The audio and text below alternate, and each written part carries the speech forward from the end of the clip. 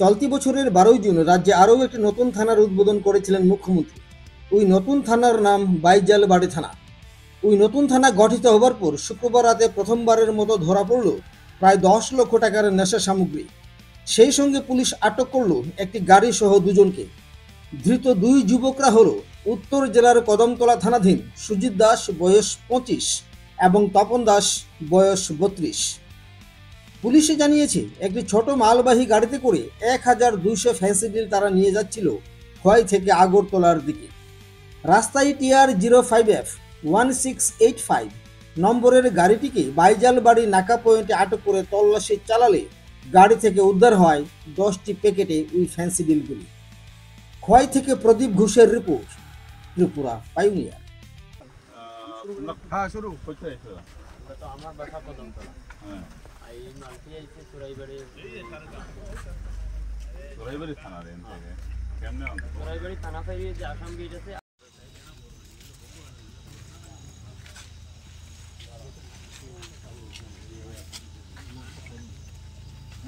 তারা কই কত খাবে মা হ্যাঁ মো খাইগলা খাও বলতে দাও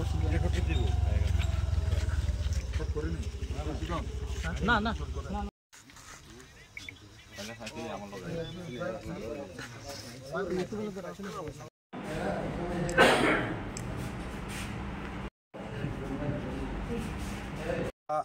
সকালবেলা অনুমানিক 9:30 নাগাদ আমাদের বাইজালবাড়ি নাকাতে একটা গাড়ি যার নাম্বার TR-05F 1685 গাড়িকে নাকাতে আটকানো হয়। আটকানোর পরে এখানে চেক করা হয়। চেক করার পরে তারা বলছে যে ভিতরে কিছু ওষুধ আছে আর কিছু তারা ডকুমেন্ট প্রডিউস করতেছে ওষুধ কইয়া। এরপরে আমার স্টাফ এটা প্রপারলি ভেরিফাই করার পরে এখানে কোডেন ফসফেট পাওয়া যায়। তো ওই মোতাবেক যেহেতু তারা ডকুমেন্টগুলা আছে কইতেছে, তো আমরা ড্রাগস ইন্সপেক্টিং অফিসারে ডাকা হয়। ডাকাইয়া কনফার্ম করে যে এটা কোডেন ফসফেট। তো আমরা এখন এক্সিকিউটিভ ম্যাজিস্ট্রেটের প্রেজেন্সে যা procedure as per NDPS procedure আছে ওই প্রসিজার মোতাবেক আমরা সিজ করলাম। গাড়িতে টোটাল ফেন্সিডিল টোটাল 1200 বোতল আছে 10 প্যাকেটের। এটা কালোবাজারের মার্কেট অনুমান 9,60,000 অ্যাপ্রক্স হইব।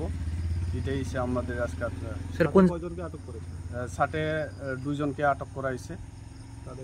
তাদের নাম সুজিত আর তপন, দুজনের বাড়ি কদমতলার।